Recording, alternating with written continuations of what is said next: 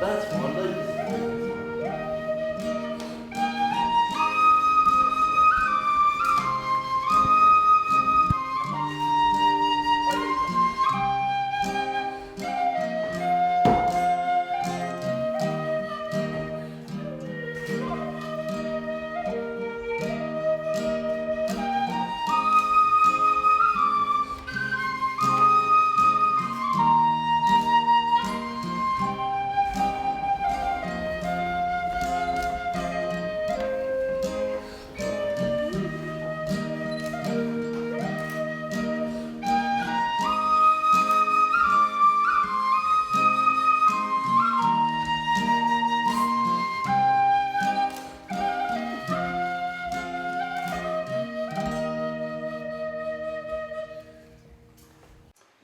God, we gather here surrounded by the sounds of life, the diversity of creatures who evolved here for millions of years in your presence long before we appeared to name them. And we give thanks for the richness that their lives add to ours. We gather on land where for tens of thousands of years the Gumbaynggirr were here celebrating their relationships with each other and with you, the spirit of the land. We gather in this church where for over a century people have celebrated and formalised their love for each other and their commitment to building a better world with each other and with you. So as we gather here beside the quiet waters, we take a breath. We remind ourselves of your presence. We thank you for your love for Crystal and Jeremy and for all of us. Bless them as they celebrate their vows today to live together in marriage in all the ways they will experience it. A raging torrent, a quiet pool, and a refreshing stream of living water.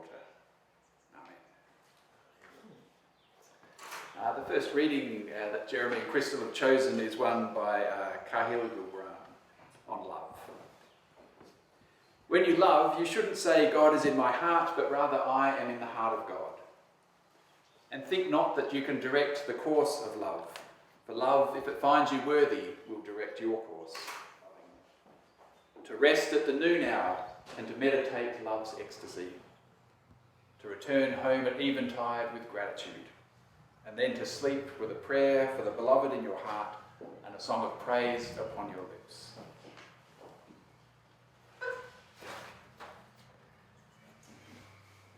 We've been talking a lot about marriage lately, including in the church in Australia, and we've got to the point where pretty much with one voice the church affirms that marriage is a gift. It's a means of grace in which people commit together, to walk together in the same direction, to journey with each other. When people marry, they pledge to stay married for life and to give themselves to each other in love and trust. So it's not something to be entered into lightly or selfishly. But through a commitment to a passionate marriage, couples enrich and encourage each other in all aspects of their lives and together enrich the community around them. That if a marriage includes children, the couple have a responsibility to give themselves in love to their children as well. That good marriages promote equality between the couple. Strength and unity in diversity, passion for each other and passion for life. That in good marriages both partners continue to grow with all of the pain that growth often involves. And so they require the support of friends and family and their communities. So today as we celebrate that discovery, it's worth remembering that this reading is not only an encouragement and a challenge to the couple getting married, it's an encouragement and challenge for all of us. If I speak the tongues of mortals and angels but don't have love, I'm just a noisy gong and a clanging cymbal. If I have prophetic powers and understand all the mysteries of the world, if I know everything and have all faith, so that I could even move a mountain but don't have love, I'm nothing. If I give away all my possessions and suffer greatly for a cause but don't have love, I gain nothing. Love is patient, love is kind. Love is not envious or boastful or arrogant or rude. It doesn't insist on its own way. It's not irritable, at least most of the time, and it's not resentful. It doesn't rejoice in wrongdoing. Love rejoices in the truth. It bears all things, it believes all things, it hopes all things, it endures everything. Love never ends. Prophecy comes to an end, fine words come to an end, knowledge comes to an end. When I was a child, I thought like a child and I reasoned like a child. But when I became an adult, I put an end to my childish ways. And so faith, hope, and love remain these three, and the greatest of these is love.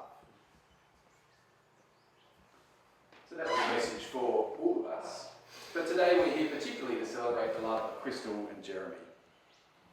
His love of her sense of humour and infectious laugh. Her love of his courage and passion and endless amounts of energy. His love of her adventurous spirit and mesmerising eyes. Her love of his affectionate soul. His love of her nurturing and kind soul. And her love of his nurturing love for her and for their home.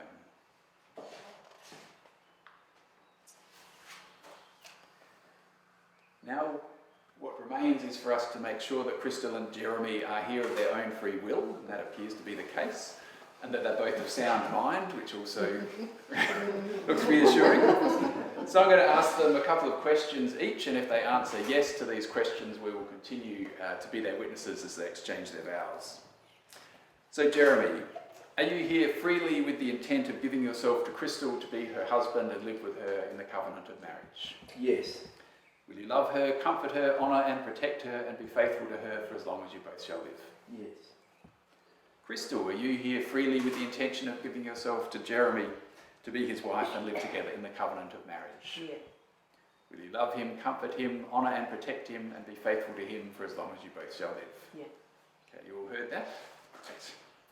So I call upon all of you who are gathered here today, not only to celebrate this wonderful occasion today, but to offer your support to Jeremy and Crystal as they continue through the many days ahead together. May the Spirit who brooded over the waters of creation be present as the moving sea between the shores of your souls, as you share your love, the greatest possible gift that you have to offer each other. May the world forever be a better place because you two have fallen in love. And now the vows. Crystal, do you want to go first? Yeah. And would you like someone to take those flowers for you? Might I join hands? The second then is the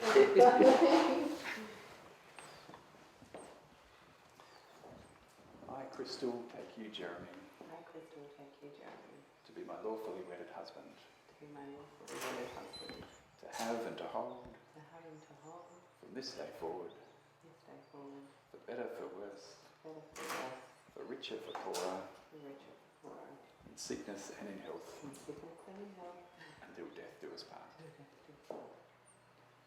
I, Jeremy, take you, Crystal, I, Jeremy, take you, Crystal, to be my lawfully wedded wife, to be my lawfully wedded wife, to have and to hold, to have and to hold, from this day forward, from this day forward, for better, for worse, for better, for worse, for richer, for poorer, for richer, for poorer, in sickness and in health, in sickness and in health, until death do us part. until death do us part. Beautiful. And now we come to the moment of exchanging rings to symbolise their union.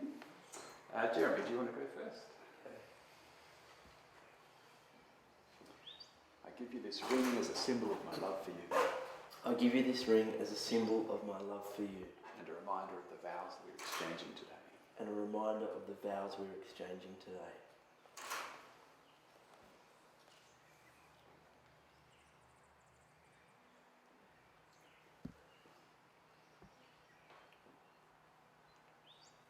I give you this ring as a symbol of my love for you, I give you this ring as a symbol of my love for you, and a reminder of the vows we've exchanged today.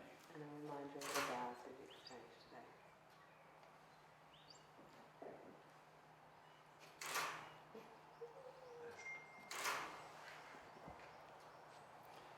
Crystal and Jeremy have made their solemn vows, and they've symbolised their vows with the giving and the receiving of rings.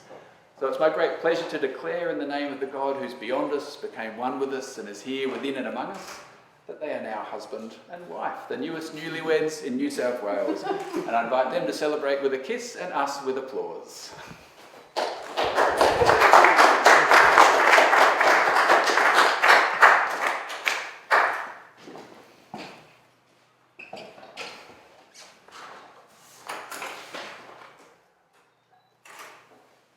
Two kisses, okay. So we What you have, I want